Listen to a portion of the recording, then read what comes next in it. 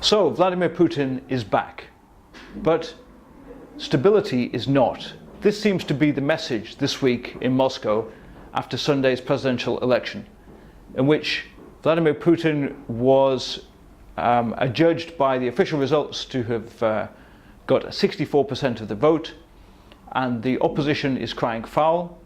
Last night we had a quite large opposition protest on Pushkin Square, where there was maybe 20,000, maybe 30,000 people, and this was quite effectively, even brutally at times, broken up by the riot police. And the question that's on everyone's lips, I think, really, is what's next?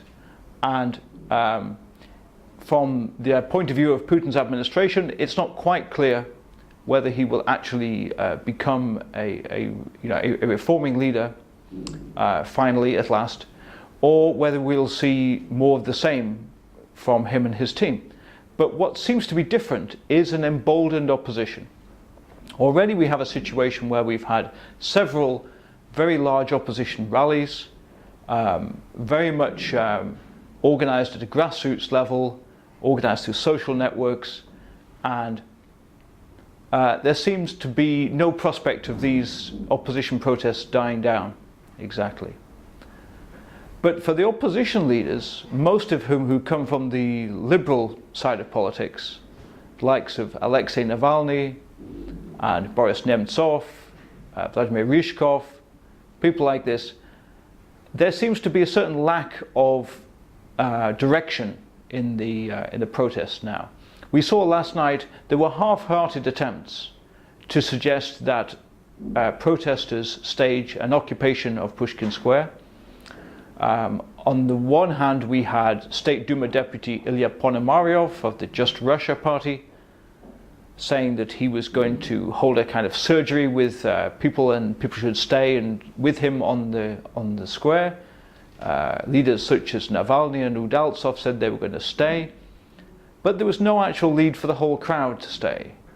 And one has to think that if 20,000 people were going to stay on Pushkin Square, it would be a lot easier for the authorities to disperse. What I saw and what my colleagues at the Moscow News saw last night at this protest was very much a game of cat and mouse between the riot police and the protesters, going on for about an hour.